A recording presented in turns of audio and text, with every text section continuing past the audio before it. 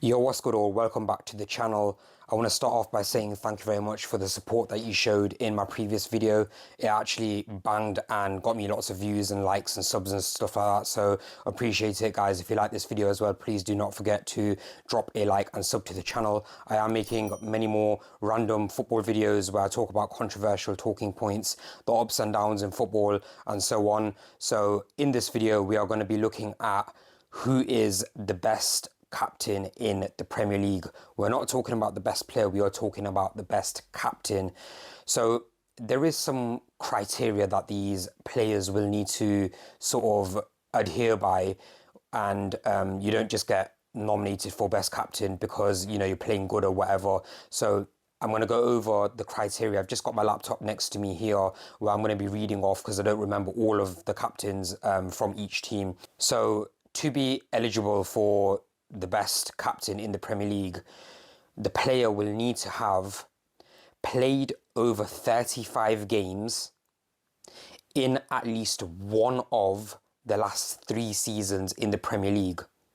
So the reason I've got this as one of the criteria is you can't just be a decent player but not playing through injuries or suspensions or whatever, because that shows that the team doesn't really rely on you and you don't actually make an amazing impact on the team. So you cannot therefore be the best captain, if that makes sense. You need to be a presence in the team. You can't just be nominated because you're a decent player. So that's the first criteria. Obviously, guys, these pieces of criteria are made up by me. It's not an official thing, so this is all my opinion. So the second thing is they need to lead by example on and off the pitch. So you've got a lot of captains that are good players or the decent players. They do decent on the pitch, but they're actually a prick off the pitch. So you will need to be a good player on and off the pitch in terms of leading by example. So that's criteria number 2. Number 3, you will have to be on form. I'm not having any player in my top 5, for example, that has been there, done it, but they've fallen off and no one has heard of them ever since. So they will need to be on decent form. My next criteria is that they cannot be new to the Premier League. So this writes off quite a lot of teams automatically, but of course you can't be classified as one of the best captains in the Premier League if you've not been there and done that in the Premier League for a while. So unfortunately, although you might be captain fantastic for your club, i.e. I don't even know who the Luton captain is, but if you've been absolutely amazing, been there for over 10 years, you've been captain representing the club, but you might be a good captain for Luton, but you're not the best captain in the Premier League. There's levels to this in the Premier League, and unfortunately you don't qualify for that if you've just come to the Premier League. So that is criteria number 4. And my final criteria is the team that the captain represents has to be on the up. There can't be a team off form, sliding down the table, not doing great, because that obviously means the team's not doing great on their watch. They cannot be poor in that sense. So anyway, let's get into it, guys. So we're going to be going through each team's captain. I'm getting all the captains on the screen now, and we're going to start from top to bottom of sort of fitting these players against the criteria that I've mentioned. So starting with Arsenal, Odegaard. In my opinion, this guy is a top contender. Now remember, guys, I'm not talking about the best player out of all of these players that I'm going to list, and also I'm talking about the best captain right now. We're not talking about who's been there and done that before. Who is the best captain right now? So Arsenal, Odegaard, I think this guy is an absolutely amazing captain. What he does for the team, so he got given captaincy at the start of last season. Everyone said that it may be too heavy for him. They don't know how sort of if he'll shy away, because I think he's a bit more reserved. But this guy has shown that a lot of Arsenal's good football that they play goes through him. He's actually, in my opinion, more relied upon than Saka, who is arguably one of the top players. So Arsenal, Odegaard is one of my top contenders. Moving on to Aston Villa, John McGinn, another player who I think is a top contender. What he does for the club, Aston Villa, apart from getting smashed by Newcastle and Liverpool. Now, I know a lot of you might be thinking, isn't that going against your criteria? I thought they need to be on form, whatever. But guys, if you do the eye test, although Newcastle battered them, in that game, Aston Villa actually played really good football. And under John McGinn's watch, Aston Villa qualified for the Conference League. And this is a hot take, and you've heard this right here, right now. I think Aston Villa are going to do a West Ham. I think Aston Villa are going to win the Europa Conference League. I don't see why they can't. So they're on the up. They've only been smashed really using the eye test by Liverpool. In my opinion, they did play really badly in that game as well. But they are on the up. They play really good football. They got Leon Bailey and Diaby killing it for Aston Villa. I think that is a good shout for top contender. Bournemouth, we've got Neto. In my opinion, Bournemouth are on poor form and they're not on the up really. They're near the bottom of the table. I think they're 12th at the time of recording, and they're not on the up. And also, if I'm not mistaken, Neto has just signed for Bournemouth in 2022, and he's just been made captain. So there isn't really a great sample to say why he would be the best captain in the Premier League. Brentford, we've got Norgard. In my opinion, he's another top contender because under his captaincy, Brentford have solidified their claim as a regular Premier League team. They came up maybe 5 years ago, and yeah, they're a regular in the Premier League. I don't see them going down, and that's all under Norgard's watch. So that's another top contender. Next up, we've got Brighton. I think it goes without saying that Lewis Dunk is another top contender for one of the best captains in the Premier League. Brighton play absolutely amazing football. They're smashing teams. They smashed the team that I support, Manchester United, 3-1 in, I think, at the time of recording, two game weeks ago. I think he is a really good player. Also, personal note for not John McGinn, Lewis Dunk. He has made the England squad as well. Now, this is also another hot take, right? If Lewis Dunk was a regular in the England team, which I think he should be, alongside John Stones as a centre-back pairing, in my opinion, John Stones is the best centre-back that England have. If them two were the centre-back partnership going forward for England in the Euros, and Harry Kane was not captain and the captaincy was given to Lewis Dunk, I don't think many people would complain. He's the captain of Brighton, so he's got experience, he's a leader, he's clearly got a personality. I know you've got the likes of Jude Bellingham, who's also a leader for Real Madrid, he's carrying them at the moment. You've got Rice, who was a captain for West Ham, also a big leader for West Ham. You got a couple of people, but if Lewis Dunk was given captaincy, I don't think a lot of people will complain, so he's also a top contender. Now we've got Jack Cork for Burnley. Burnley have just been promoted, so he does not fit the criteria. We've got Reece James for Chelsea. Chelsea are in shocking form. They are not on the up. And also, Reece James has missed a lot of games through injury, so that goes against the criteria that I said. The player needs to have played at least 35 games plus, 35 or more games plus in the last 3 seasons. In my opinion, Reece James hasn't done that through injury. He isn't relied upon. If someone else was captain, for example, Thiago Silva, would they miss Reece James? I don't know. They do miss him at the moment, obviously, because they're not doing well. If they had the addition of Reece James and Nkunku, maybe some other players, they might be on the up again. But in terms of captaincy, I don't think he makes a massive difference to the team. Anyway, he's against the criteria. We've got Joel Ward for Crystal Palace. Again, he doesn't play full seasons for Crystal Palace, and he isn't an integral part of the football team, so he goes against the criteria. Everton, we've got Coleman. He can never be classed as a top captain. They've been fighting relegation for the last 2 or 3 seasons, and if you're fighting relegation and you're captain and that's happening under your watch, I think even you would say that you're not really the best captain in the Premier League. So they're fighting relegation at the moment as well. You got Tom, I think it's pronounced Tom Kearney, for Fulham. They're in the bottom half and they're not really pulling up trees. They've had a couple of results here and there, but yeah, he's not eligible for a great captaincy vote.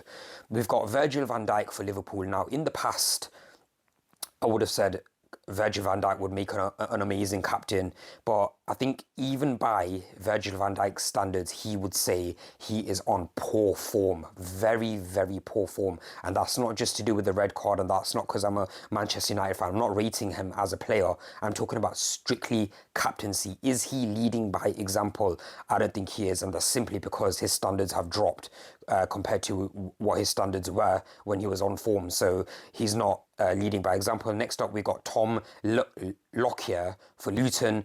Luton have just been promoted, so he's not a contender.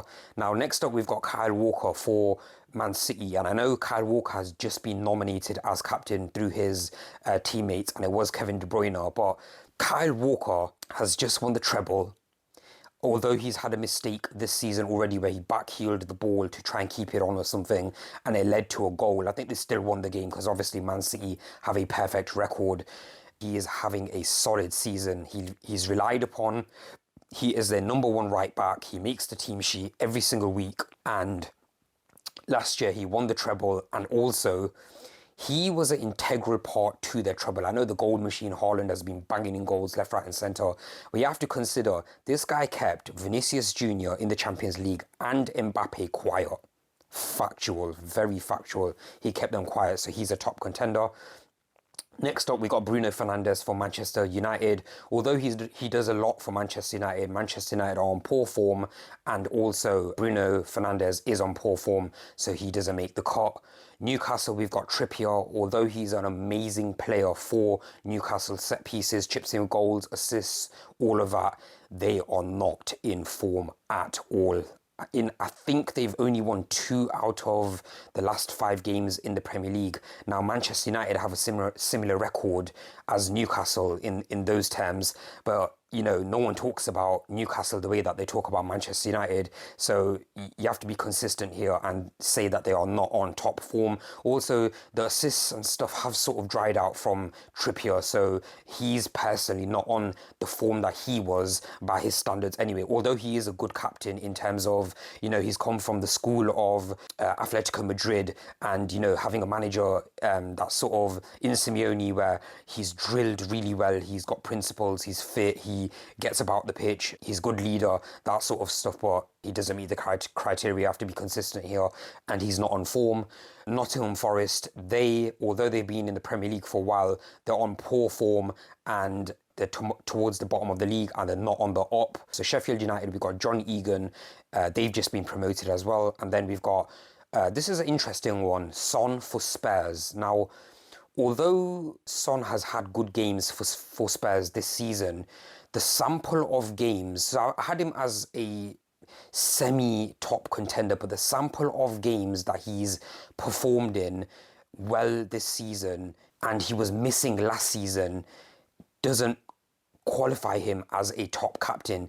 Is the team doing well because he's a good captain, or have they just got a good manager so they're doing well? Is it the introduction of Maddison?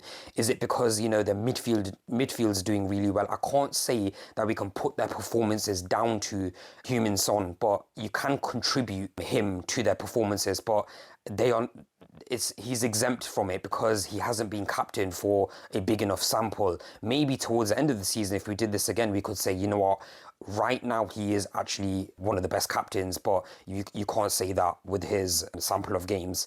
So next up, we've got, now this one's very interesting, Kurt Zouma for West Ham. Under Declan Rice's captaincy, they won the Europa Conference League, which is big for West Ham. Kurt Zouma is now the captain. I don't know how he's been made captain by David Moyes, because although he may be a big influence on the pitch, remember I said they need to be on and off the pitch a big influence and a leader and leading by example. Someone who boots their cat, you know, it's just not good enough basically. So that is Kurt Zouma ruled out. And then we've got Kilman for Wolves.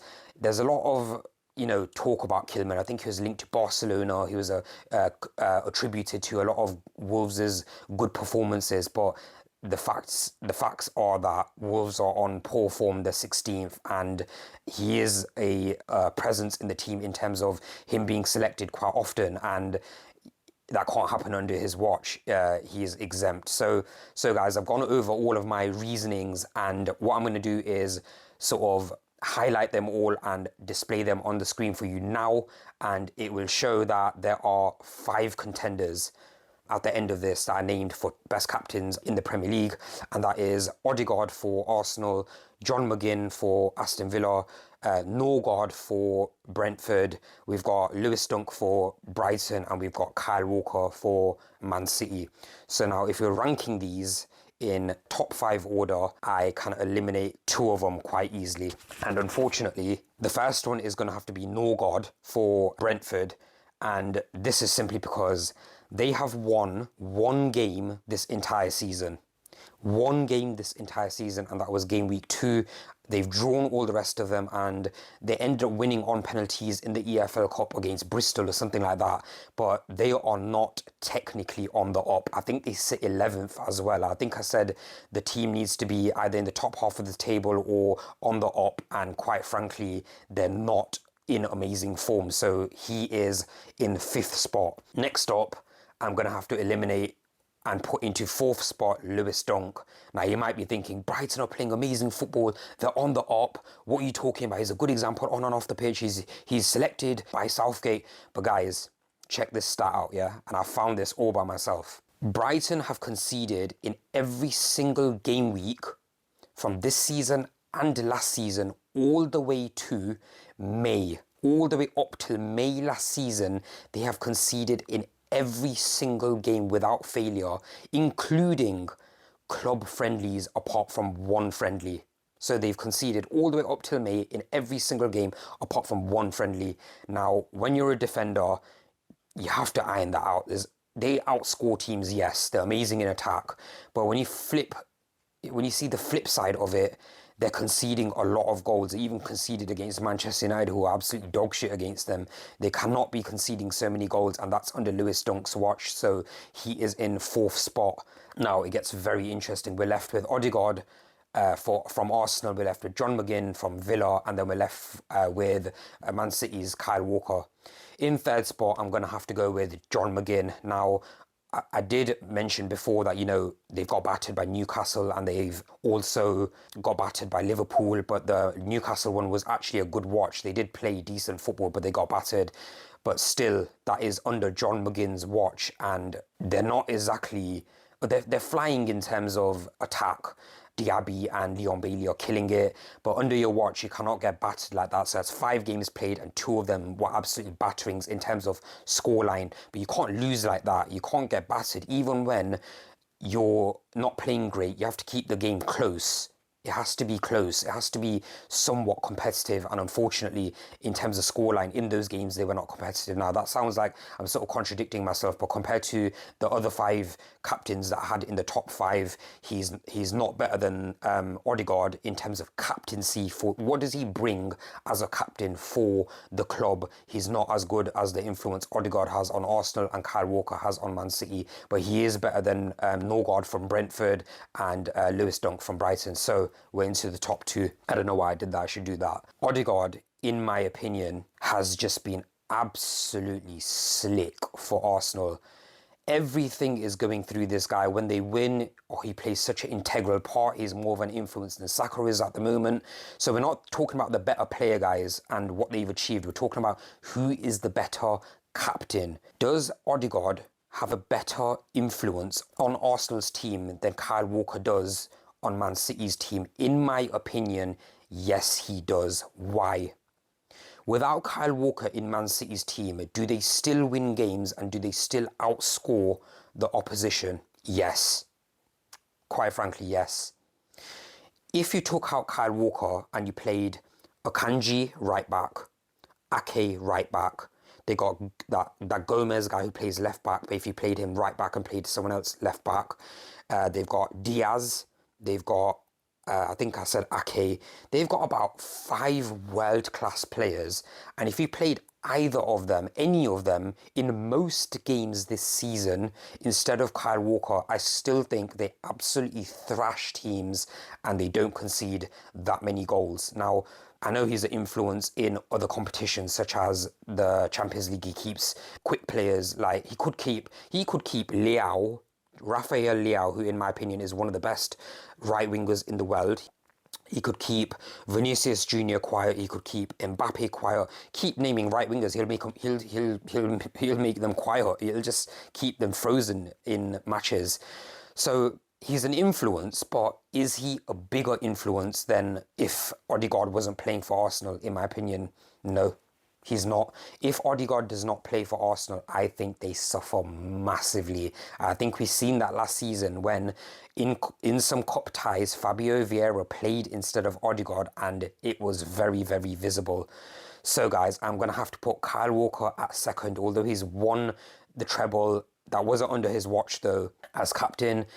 If any of the other 5 or 6 world class, apart from maybe Gomez at left back for Man City, I don't think he's world class yet, but if you played any of the other defenders in Kyle Walker's place, in my opinion, they still keep clean sheets, they still outscore teams, and they still win a lot of games, like probably 90% of the games. So is he that much of an influential person as a captain? Not personal performances only, it's all round. Remember guys, is he that much of an influence as opposed to, let's say, if you gave Rodri the captaincy? I don't think so. So guys, we're going with Kyle Walker second and Odegaard first for the best captain in the Premier League. Guys, if you enjoy these types of videos, please go ahead and drop a like on the video. Also, do not forget to subscribe. These are random and unorthodox and unfiltered videos where I basically just speak my mind. I have no script at all. This is all off the top of my head. It's a few edits here and there from when I've basically made any mistakes or whatever, but I've not really made any mistakes in this video. If you want to see more videos like this as well, please do feel free to get involved in the comment section and just drop sort of any ideas and stuff that you want me to record. Guys, we are doing live streams as well, where we do watch-alongs for big games such as derbies, big clashes in the Premier League, Champions League games. I might do some Europa games, whatever. But yeah, I'm really enjoying the football videos, and the stats on the last video that I made absolutely banged, you know. I got a lot of views and stuff, so I'm making many of these going forward. So guys, I will catch you in the next video. I hope you enjoy these types of videos. Take care of yourself. Peace out.